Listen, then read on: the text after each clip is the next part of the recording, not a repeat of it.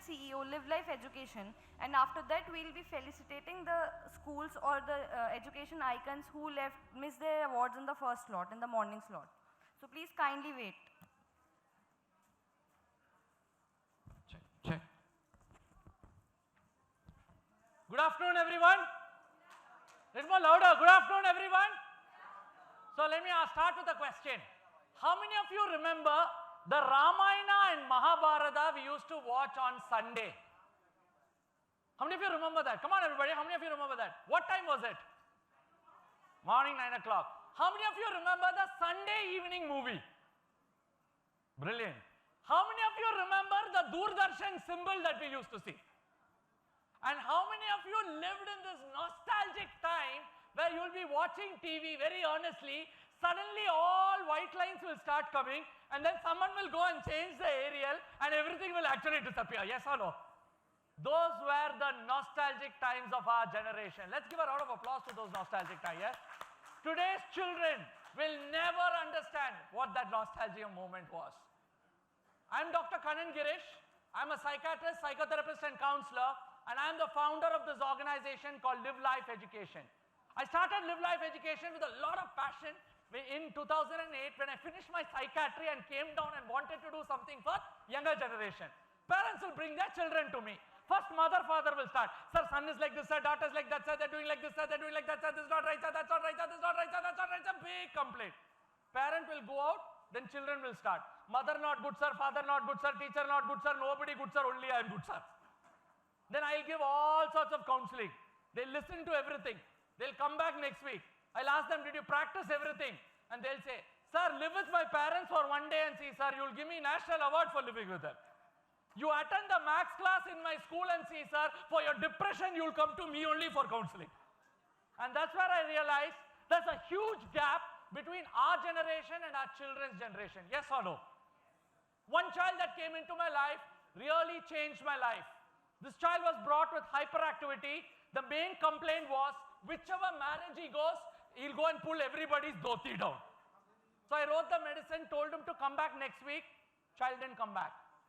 6 months later, I see the mom in the gynecology OPD. I asked her, ma'am, what happened to your son? You said your son will come.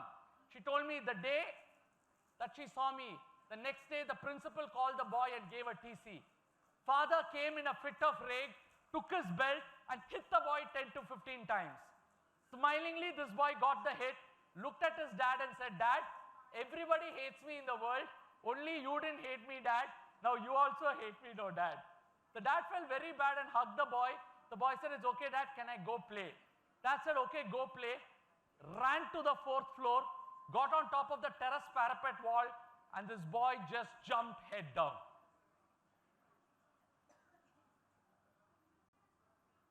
Head of this boy hit the ground and split into two. They got the body only from the neck downwards. This death really shook me from within. That child should have lived. That child should have had a chance to know why he was born in the world. That day, I made a decision in my life. No child should ever commit suicide in this world. And it was with that interest I started this organization called LiveLife Education. Started with one student in my clinic. By grace of God, we have done our programs to more than 4 lakh students across India today. And in 2017, I was honored with the Award of Excellence from the Honorable President of India for my work in the area of adolescent depression. It's a small part of my journey till now. Do you all agree today academics is a big burden for many of our children? Yes or no? And I call this the transition generation. A generation that's on the hook of the cell phone. They're on the reels, and the same Google that gives them the YouTube addiction also gives them the AI Google Classroom also. It's a sad part that previously this was how jobs were selected. Just look at this. This is a Ford Motor Company. And you'll be surprised, this company is on the verge of bankruptcy today. This is how jobs are selected today. And watch, there is no mention of an academic degree inside of this job in Apple, because they are now looking only for skill sets. This is what Forbes magazine said, the top 10 skills required for the next 10 years, and in that only the top 2 skills have anything to do with academics. Rest all has got to do with non-academics, leadership, building culture, collaboration, and every area. So that's where I always say, all learning is social and all learning has an emotional component. Now let me ask all of you, how many of you remember a teacher you really, really loved in school and you used to wait for the teacher's class? Come on, how many of you had a teacher like that? All of us had. How many of you remembered a teacher you prayed to all gods on planet Earth should be absent the next day? The way we loved a subject, the way we were molded is based on the emotional connect we had with that teacher. Yes or no? And that's where I realized, how do we build culture in schools in a way that develops habitual pattern? And this was the school that totally fascinated me. This is the principal, the teachers of the school welcoming me to that school. Every child in the school were glowing with joy. They wanted to do something with their life. They were so passionate about it. This was the woman who transformed the school. From an order of shutting down orders, this school, she attends the program of Stephen Covey called The 7 Habits of Highly Effective People, comes back, teaches her teachers, teachers take it to the students, and this school goes on to have a 2-time magnet school with 850 students across the United States. That fascinated me. Every child was treated like an adult. Every area of the school had something beautiful. And these were the kids who were supposed to welcome me. They knew my name, they knew my daughter's name, they knew which school my daughter studied, what she liked, and they had got that gift for my daughter. And I asked them, how did you do it? They said, we Googled, researched you. And that was the level of proactive ownership that the children took. And trust was something very beautifully I saw inside. So, all of you put your left hand out, left hand out, left hand out. People don't know what's left hand, left hand, left hand, left hand. Come on, left hand out, left hand out, left hand out. Everyone, eye level, eye level. Okay, put your right hand up, right hand up. All of you say hi. Louder, say hi. Ha. Now we're going to create a musical rhythm.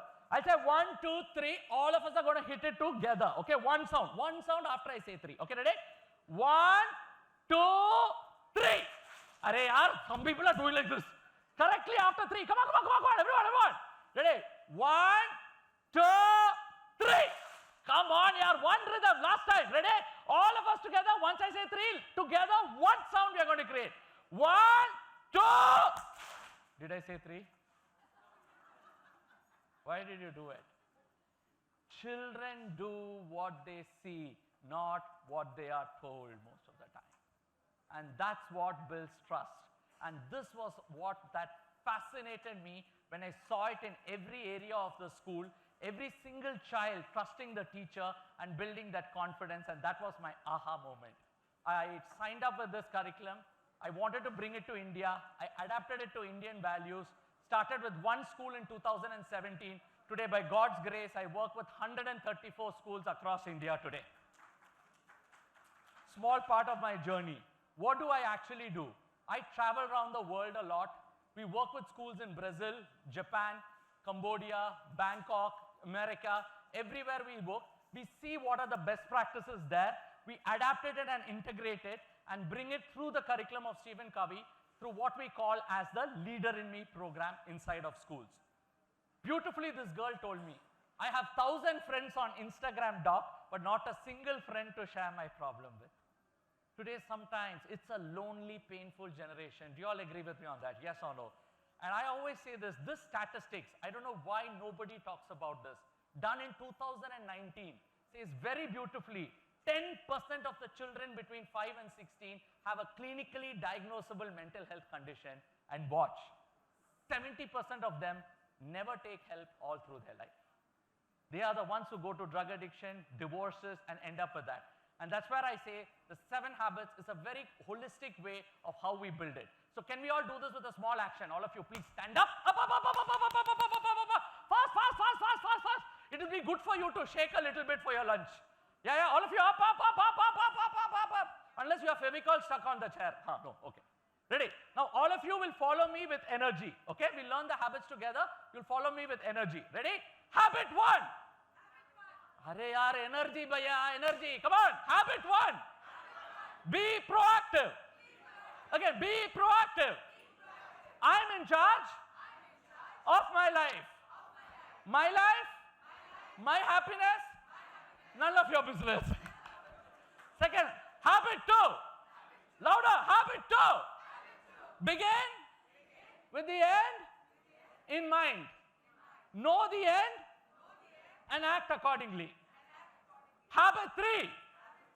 Put first things first. Come on, everybody, put first things first. Focus on your highest priority. Habit 4. Think, win-win. Shake the hip. Ready? Think, win-win. I win, you win, together we win. Habit 5. Nicely, habit 5. Seek first to understand and then be understood. Listen first, then speak. Now repeat loudly. In India, we speak first, we speak second, we keep on speaking till the person runs away. Next, habit 6. Now habit 6. Synergize. Together, we can do more. And habit 7. Sharpen the saw. Let's do it. Sharpen the saw. Balance, body, mind, heart, and spirit. Thank you. Please take your seat. Please take your seat. So, be proactive. Do you all agree today? Loneliness and anger is a very big problem with many of our children. Yes or no? How many of you agree getting angry is a big part of a problem that we are facing? We use a powerful technique called stimulus and response, how you can bring proactive behavior by helping children choose their response.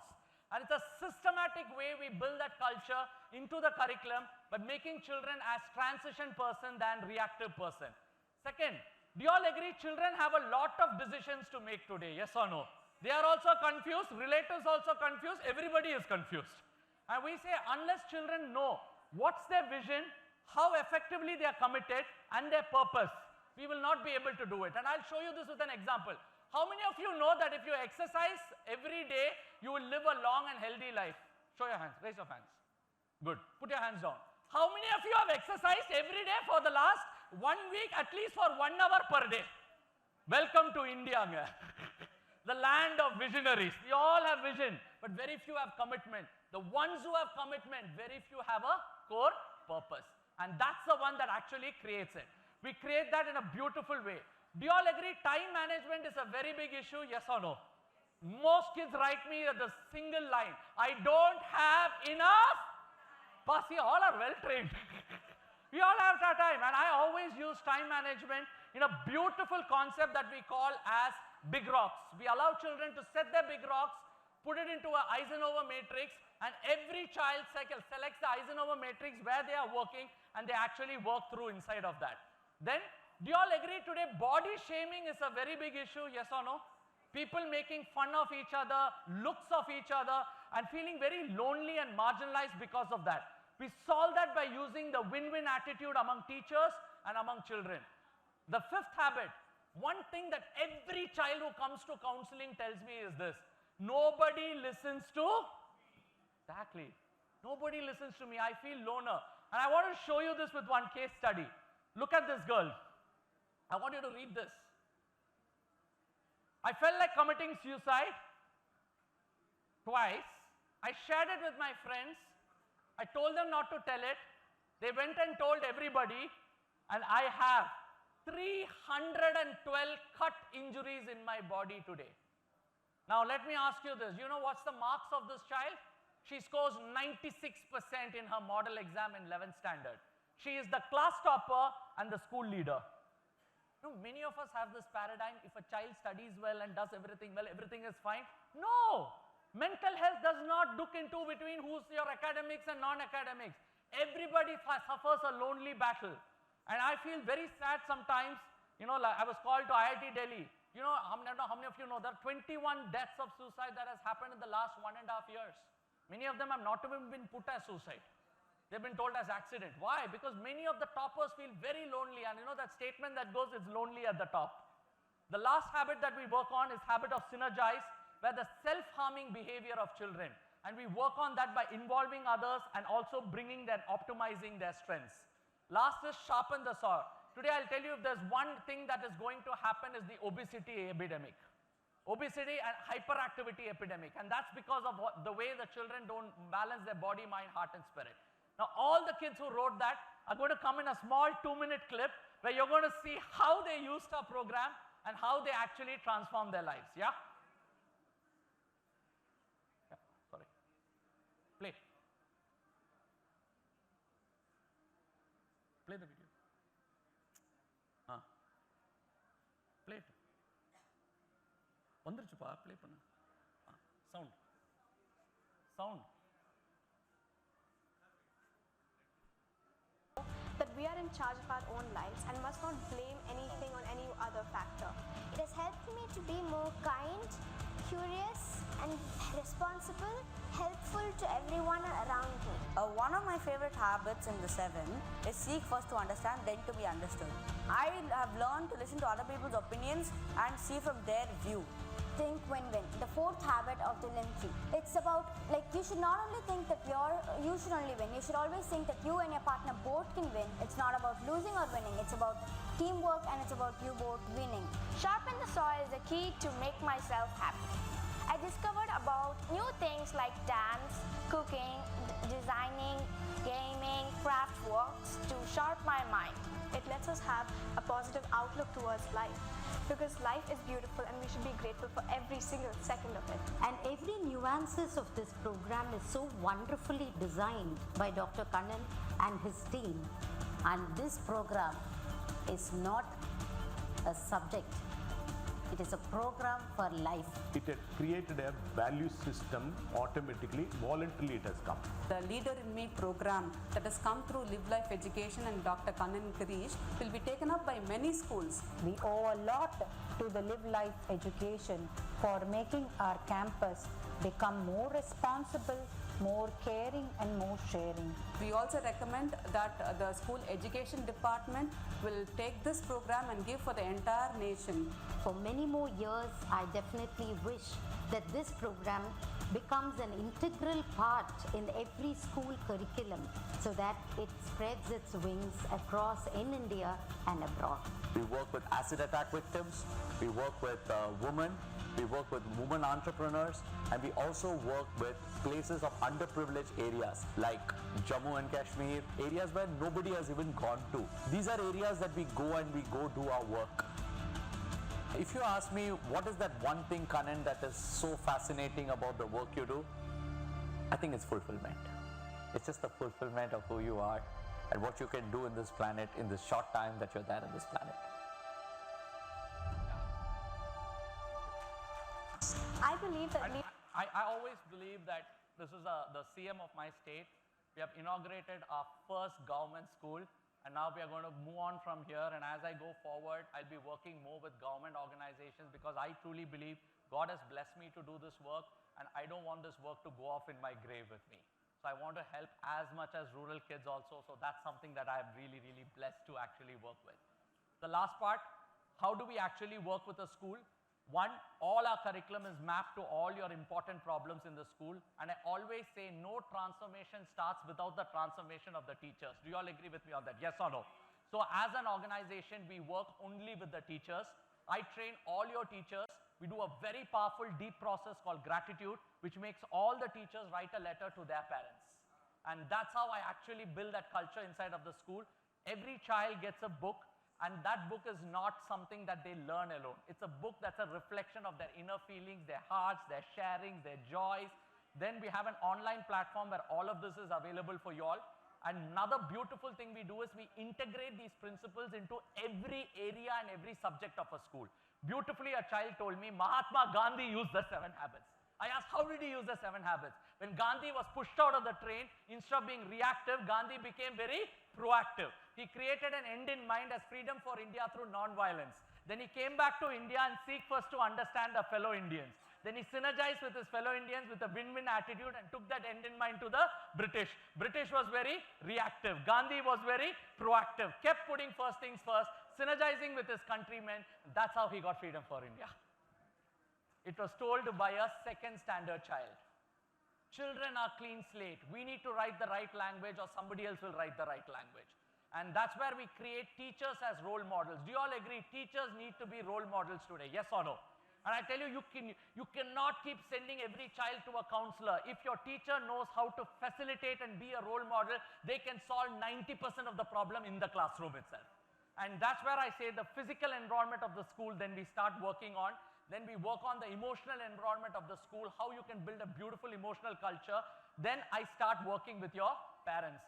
Do you all agree? Today, parents also need to talk the same language, yes or no?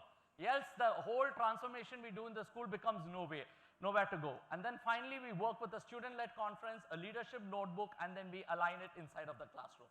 So again, I repeat, we start with the staff take it to the students take it to their parents, and that's how we actually build a whole school culture inside of the school. And every one of our practices is actually measured. All of this is created by global educators. It is not a fly-by-night program. We have a structured approach of actually implementing it across your school. There are 30 universities across the globe who have done research on this particular program, and they have said even after 5 years of a student leaving the school who's doing this program, they have a long-lasting impact on their thinking and the way they actually live their life. So that's the most robust way that they have done it. Finally, I'll end by saying it's a process and not a program. So it's a process of implementing culture, a process of implementing values, and a process of building it as a holistically whole school curriculum that we actually implement. Last, I'll conclude with a small story. This was a second standard boy who wanted to go on stage and speak in an elocution competition. The true story that happened, the parents sat with him and taught him how to speak and everything, and wrote down the speech and trained him everything. He got up on stage, took the mic, and he said, "Good morning, everybody. I want to go to toilet." And he ran to the toilet. Seeing him run to the toilet, the principal also ran to the toilet. Seeing the principal run to the toilet, the class teacher thought, "What am I sitting in? I'll also run." They go to the toilet and pull the boy out. The boy says, "I don't want to speak because I'm not good enough. I don't think this is for me." The principal says, "I see a talent in you. Unless you speak, this competition will not happen." He drags the boy out, puts him on the stage, and makes him complete that speech. Speech wasn't great. The speech didn't win him an award. But the trust the principal had in him changed that boy's life forever. And that boy is none other than me.